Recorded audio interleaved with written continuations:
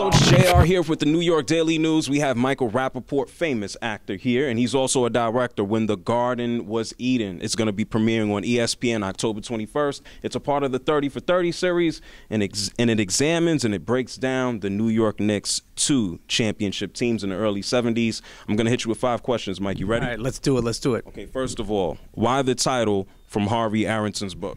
Well, Harvey named the book When the Garden Was Eden.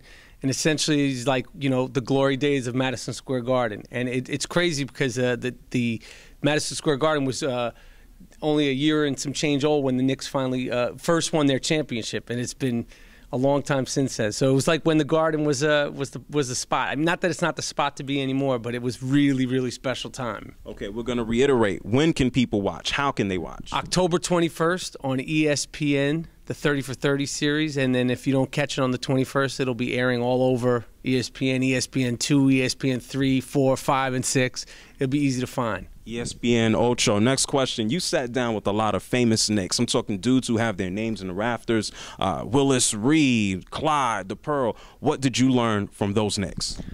Man, I learned so much. I learned so much about their personal stories, their personal journeys to get to the NBA and what it took and the sacrifices and the hard work that it took. I learned about the intricacies of that team, the makeup of that team, and it was just a pleasure to talk to them. I learned about, you know, all the details. I got to ask every question I've always thought about asking, you know, those guys, and it was a real pleasure. Cool. You were up at West Point when the Knicks were in camp. Yep. And the current Knicks saw this film. You were right there with them. What was that experience like? The experience showing When the Garden Was Eden to the current Knicks was fantastic. It was surreal. I was having an out-of-body experience.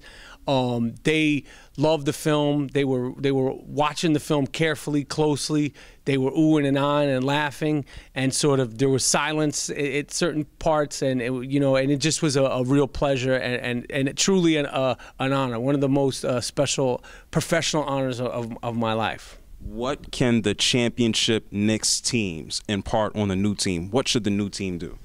The new team, these current Knicks, we have to play together as a team, as a unit. That's the only way it's going to work. This is not going to work. Even the Jordan era, I mean, it was led by Jordan, but the pieces were in place, and he trusted them. He trusted the other, and that's the only way you win. You're not going to win unless it's as a group.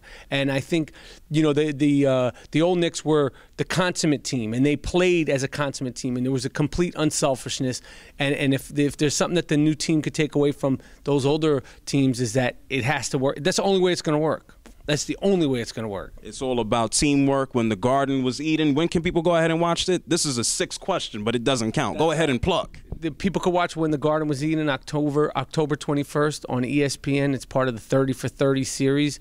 And after that, it'll be all over ESPN, and it'll be on Netflix eventually, and it'll be easy to find, When the Garden Was Eden. If you love basketball, doesn't matter what team. You don't just have to be a Knicks fan. Mike, say bye to everyone out there in Daily Newsland. Bye to everybody out there in Daily Newsland. I'm a fan. Thanks for watching.